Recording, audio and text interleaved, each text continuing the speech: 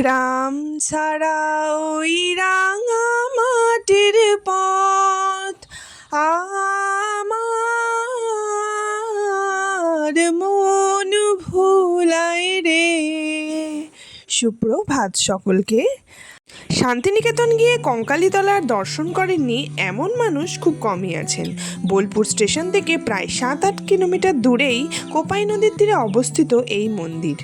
51 পীঠের শেষ পীঠ হিসেবেই খ্যাত এই কঙ্কালীতলা মন্দির। দেবী সতীর কাঁখাল বা কোমর পড়েছিল বলেই কথিত আছে। কঙ্কালীতলায় দেবীর দেবগর্ভ হিসেবেও পরিচিত।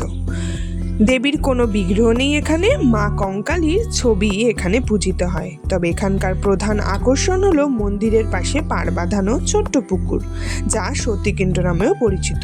পুরাণ মতে সতীর অস্থি এখানে এসে পড়ার ফলে একটি কুণ্ডের সৃষ্টি হয়। জনশ্রুতি আছে এই কুণ্ডের সঙ্গেই 3টি সুড়ঙ্গ পথে কাশীর মণিকর্ণিকা ঘাটের যুক্ত হয় এই কঙ্কালীতলার পবিত্র কুণ্ড। তো বন্ধুরা, তোমরা তো দেখতেই পাচ্ছ এখানের ইতিহাসটা কিন্তু আমি তোমাদেরকে ছবির সঙ্গে সঙ্গে জানিয়েও দিলাম। এই হলো সেই কুণ্ডটি বা পুকুরটি। তো তোমরাও কিন্তু শান্তিনিকেতন আসলে অবশ্যই নিজের মনের কামনা পূর্ণ করার জন্য এখানে আসতেই পারো। এটা হলো সেই কোপাই নদী। আজকের জন্য টাটা।